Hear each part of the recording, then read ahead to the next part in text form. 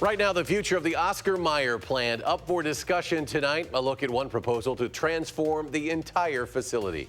And a local woman searching for an Uber driver nearly 2,000 miles away after sharing a special connection while on vacation. From the Channel3000.com Alert Center, this is News 3 Now at 10. Thanks for joining us tonight. The snow has come and gone. Up next is the cold. We have chances to break some records. That could mean some icy patches on the roads tomorrow morning. Getting a look at the roads tonight, city crews have switched to using sand on major roadways. They say salt is not as effective when temperatures drop below 20 degrees. Chief Meteorologist Gary Canalti now in the Weather Center with what we can expect for that commute in the morning. Gary? Well, it's already slippery out there, Eric. If you've been outside over the last couple of hours, you'll notice that the roads are getting a little icy, especially in areas where there's still snow on the highway. But most of the snow flurry activity has come to an end. There could be a flake or two of snow, but otherwise skies will just clear out. Temperatures right now are in the single digits north and west of Madison, barely in the teens here in Madison and areas to the south and east, but wind chills make it feel like temperatures are below zero across all of southern Wisconsin. Remember, this is the middle part of November.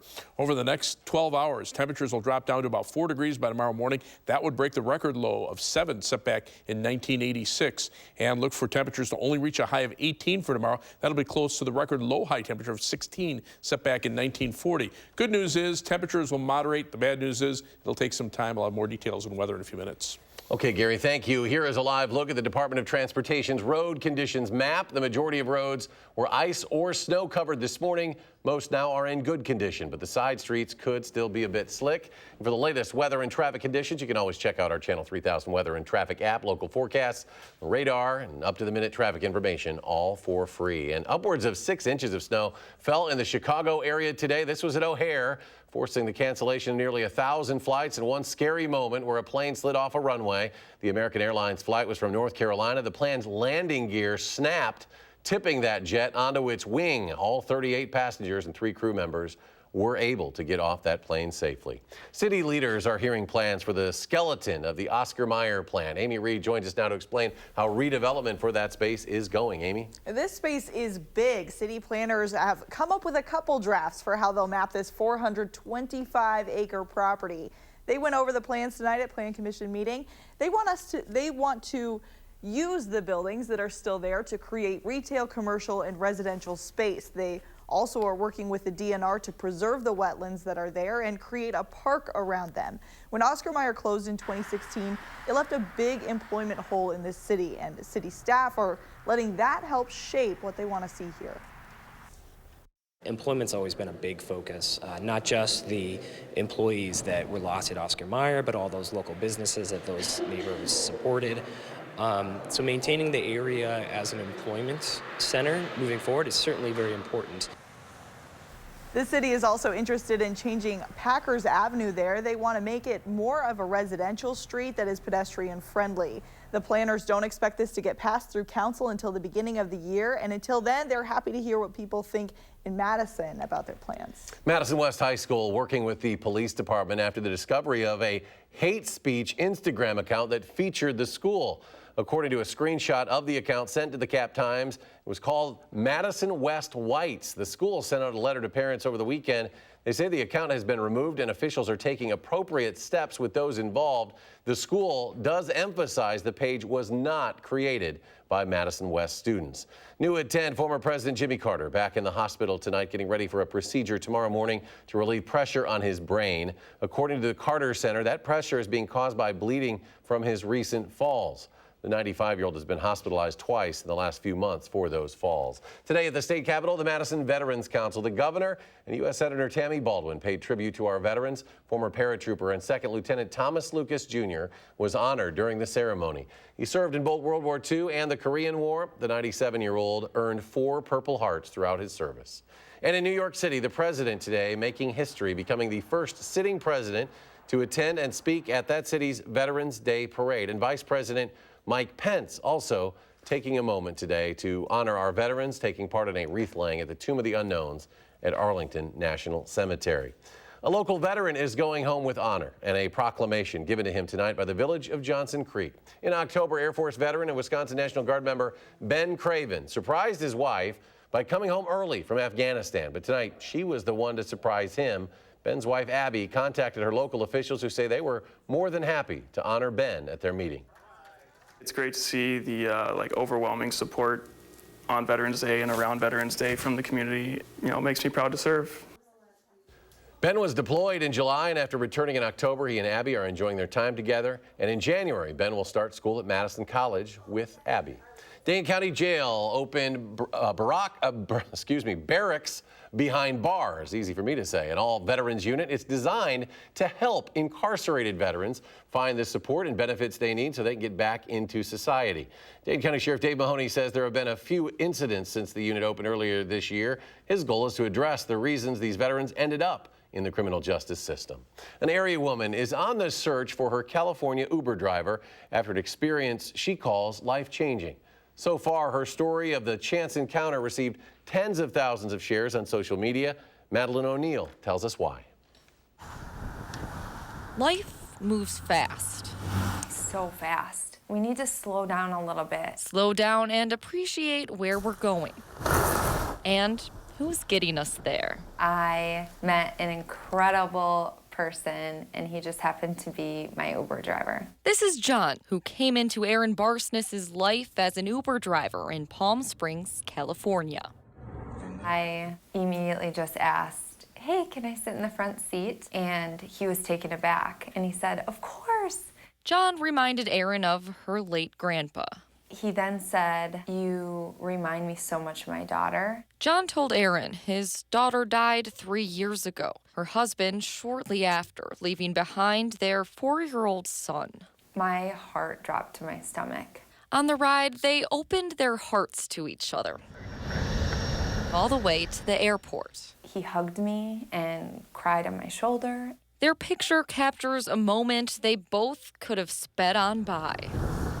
In a 25-minute Uber drive that I would have been scrolling social media. It makes me happy. Aaron is taking the story to social media, hoping to reach the man who taught her the greatest life lesson she's learned in a while. No matter what tragedy has struck your life, you can still be a kind person. He said, don't let the world make you hard.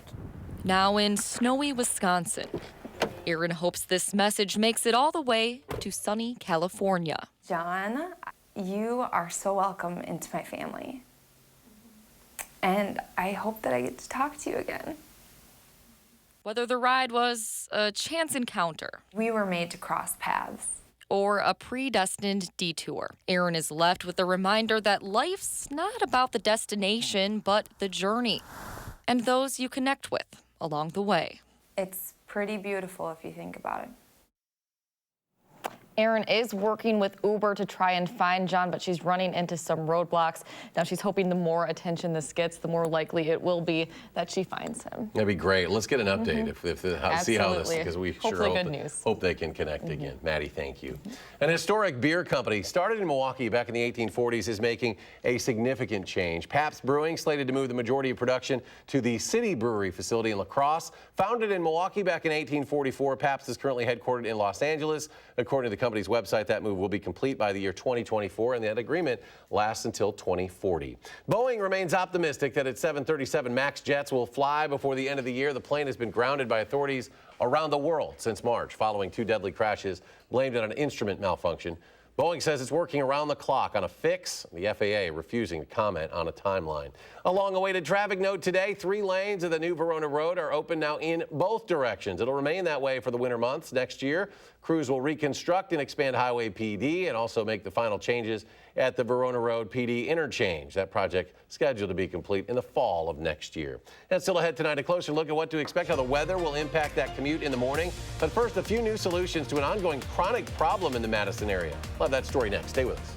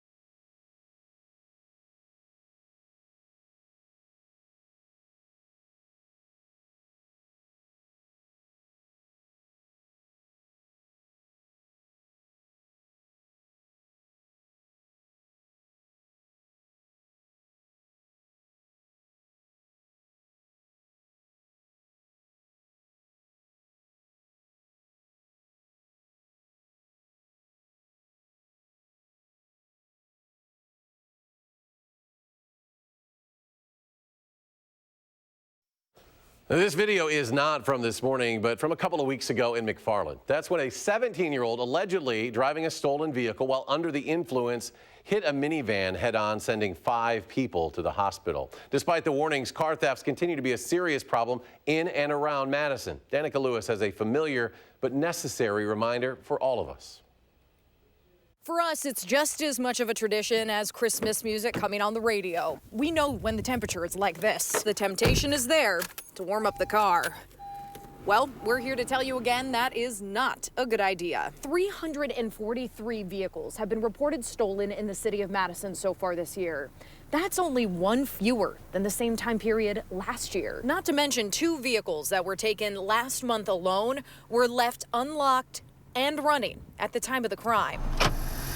And drivers leaving their vehicles unattended isn't the only way burglars are getting what they came for. Seeing that the homes were being entered and that door was not locked. Shorewood Hills Police Chief Aaron Chapin is a practice what you preach kind of guy. About 10 homes in his jurisdiction were broken into a few weeks ago, multiple cars stolen. And Chief noticed one clear tactic the teenage culprits seem to be using. If there's a garage door opener inside the vehicle and the vehicle gets broken into, then the garage can be easily accessed. Which means car keys are just one more door away. Chief Chapin wanted to make sure that door and others weren't even an option. So he installed these locks. Once that door is closed again, in a minute, that door will automatically lock. I also do get a notification on my phone that it tells me that the door has been opened. You see and hear all of the police reports, the briefing sheets. You know what the trends are and what people are after. Teresa Waggy with UWPD is trained in something called SEPTED. Basically, it's her job to look at buildings like a burglar would. If I was a criminal, how I would break in, whether it's a crowbar, whether it's a latch I can pull open. Sometimes it's as simple as lighting and locking up. Other times, she strategically funnels people through the same entrance of a building so it's easier to keep track of who's coming and going. It's something Waggy says you can do at your home as well. Everybody comes in one door, everybody's on camera, everybody's taking note of everything that's within the area, or at least what's appearing normal. Waggy's also utilized things like benches to increase foot traffic to a specific area. It's natural surveillance, and people are creatures of habit. We want to enhance that, encourage that behavior, because they are witnesses. They are those that are out there and could provide suspect information in the event something were to happen. Then there's the tried and true method of actually talking to your neighbors, making sure they know who should and should not be around. Letting them know who's in the neighborhood, if you have a different vehicle that's parked outside, just simple things like that, and take those steps to protect your property and your family. And we know it's common sense, but Waggy says cameras really do help. Don't believe her? Chief Chapin has one of those too. If I move it over, it disables the remote so that a garage door opener from the outside won't open that garage door, and the door's secure. Chapin doesn't see the car theft issue ending anytime soon. He says those at fault don't necessarily fess up as to why they're doing it. So for now, the best thing we can do is keep our garages closed, our doors locked, our eyes open, and our cars maybe a little colder. Chief Chapin says the lock system that he has cost about $100. He also suggests looking into things like garage door openers that attach to your keys and stay with you instead of these more traditional ones that can be more easily accessed by criminals. Everyone, let's not be part of the statistics. With this friendly reminder, I'm Danica Lewis. News 3 Now. And the countdown is on. Another sign of the season. The DOT announcing the closure of the Merrimack Ferry. They say it will close for the winter season. A week from today, next Monday, November 18th. Final crossing that day will be at 9 a.m. And Gary Canalti joining us. I wonder how quickly those waters might freeze with these temperatures. They might be done sooner. Yeah, the temperatures are going to be really cold over the next couple of days, but we will start to see a little bit of an increase in temperatures toward the end of the week. Now, having more snow on the ground, of course, makes our temperatures cold. Here's some of the snow reports through this afternoon. Heaviest we find is 5 inches in Broadhead. Gratiot was about 4 inches. Here at the station, 3.3 inches. The farther north and west you go, the lesser the amounts were. 2.8 inches in Lancaster, 2.6 inches in Beaver Dam, Prairie du Chien, less than an inch out near the Mississippi River. And out of the major reporting stations, Milwaukee and Madison set daily records for snowfall for today. Madison's was officially for today 2.5 inches. We had 0.3 of an inch before midnight last night. La Crosse, only a trace of snow from this system. But now all the flurries, I think, are pretty much gone over southern Wisconsin. You can still see some lake effect snow showers over central Lake Michigan, but those are moving into Michigan. 3 things I want you to know. Well, we have alert days in the forecast for record cold temperatures overnight. I'm predicting a low temperature of 4. The record low for tomorrow, 7, set back in 1986. So that's certainly in jeopardy. Tomorrow's record cold high temperature of 16 could be, we could be very close to that. Tomorrow's high expected at 18 degrees. That's 28 degrees below average for our high temperature, so unseasonably cold weather. And then as we still stay very cold for Wednesday, look for an inch or 2 of snow as temperatures start to go up. Take a look at the temperature and wind chill trend over the last 48 hours. There must have been some bad data in there, but generally you can see the temperatures up here going from the 30s into the 20s and now into the teens. And look at the wind chills getting down to around 0, and they're going to be below 0 through much of the night. In fact, high temperatures over the next couple of days, we're looking for that high of only 18 for tomorrow, 27 on Wednesday. Then we're back up into the 30s. Notice how the temperatures go up, maybe a degree or 2 each day, and then that brings us into the lower 40s, and our temperatures actually back to around normal by Tuesday and Wednesday of next week. And a lot of that's just because the average high temperature continues to drop. By the end of, or the middle of next week, the average high temperature drops to 41 degrees, so we've kind of caught up to it. Live view from the Edgewater Sky Cam downtown Madison. Skies are clearing out, and it is a cold night. In fact, this morning, our early morning low temperature was the high for the day, 26 degrees. We're been as low as 12, and that is the current temperature with clear skies. The wind chill right now 3 below 0 with a northwesterly wind at 13 miles per hour. This northwesterly wind flow, it continues to push south and east. Notice the rain changing to snow near the Ohio River and the rain in the southeastern part of the country. But this cold air is going to make it all the way down into Texas and Florida, which has actually been unusually warm. While we've been fairly cold over the last couple of weeks. But that northwesterly wind flow just continues out of Canada. High pressure is located just out to the west. The cold front and the storm system now well off to the east of us. And take a look how far the cold weather is settled southward. Temperatures are in the teens as far south as southern Missouri. And those wind chills right now are running between about 5 and 15 below 0 through much of the northern part of the country. So our forecast for tonight calls for mostly clear skies, bitterly cold. Low temperature dropping to 4 degrees, wind chills -5 to -15, and again, that would set a record. For tomorrow, look for partly sunny skies, but an unseasonably cold day, high temperature at 18.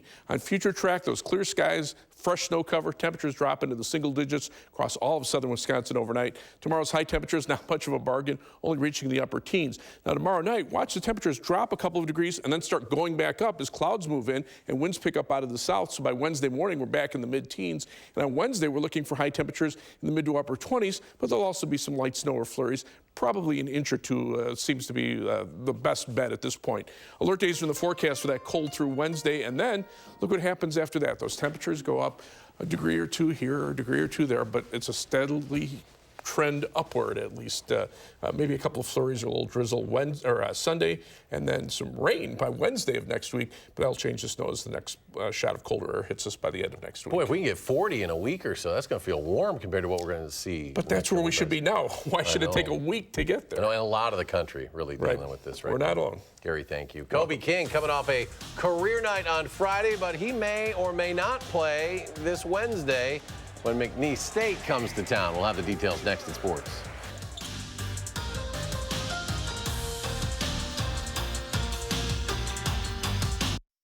News 3.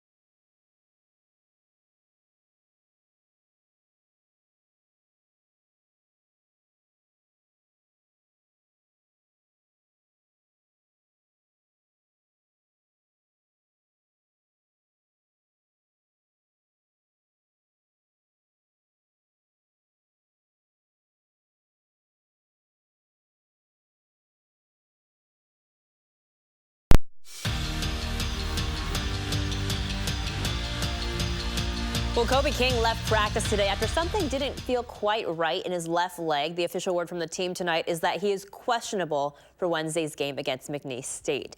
King coming off of a career performance, a game-high 18 points against Eastern Illinois on Friday. Now, another injury note, Dimitri Trice gashed his forehead. It was quite bloody. We won't show it to you here. It's kind of graphic. But the aftermath today, 6 stitches, a new nickname, and hopefully no lingering effects. I hope not. That's the plan. I don't want it to scar. Yeah, that's what everybody keeps calling me, but I haven't seen Harry Potter, so I don't really know. I know that he has a scar there. Harry Potter, Scarface. I told him makes him look tough. Everyone's kind of got a little joke for him when they see him, but he low-key likes it. I'll take your word for it, Brad. The football team in the home stretch of the regular season, 2 road games, 1 home game, all in the Big Ten West. Starting with Nebraska this weekend, kickoff at, 11 a.m. in Lincoln. Now, Wisconsin has to think about finishing strong after a few midseason blips against Illinois and Ohio State. The Badgers got back to the basics of the ground and pound football in the win over Iowa, but they've got to keep that upward trajectory going if they want any shot of winning the West at the end of November. Going into this game, definitely feel confident. Understanding we know the task at hand. We know it's a Big Ten West game, must win. So we understand that we got to make sure we play clean football from here on out. It's November. You got to be playing your best ball at this point. The Packers heading into their bye week with an 8-2 record on the season after beating the Panthers in a snow globe of Lambeau last night, which I don't know, it was pretty neat to watch on television, but up for debate whether it was cool to play in it or be a fan sitting in the stands. You tell me. But the defense held up its end of the bargain when it mattered the most. They did not break in the final seconds. A goal line stand that kept everyone happy going into the week off. Just because it's a bye week, it doesn't mean it's a week off of doing anything. We want to make sure that guys are staying, working out, so that when we come back, we don't have any issues come up. Some bad news for the Bucks. Chris Middleton will miss 3 to 4 weeks with a left thigh bruise. According to the team, there's no serious damage to his leg, but he will be out for 3 to 4 weeks. Now, the Badgers women's soccer team with a solid track record, getting its 5th NCAA tournament bid in 6 years today. Wisconsin will host Milwaukee on Friday at 5 p.m. Now, the Badgers are the number 3 seed in the Tallahassee Regional. It is their 22nd appearance in the national postseason. We'll be right back.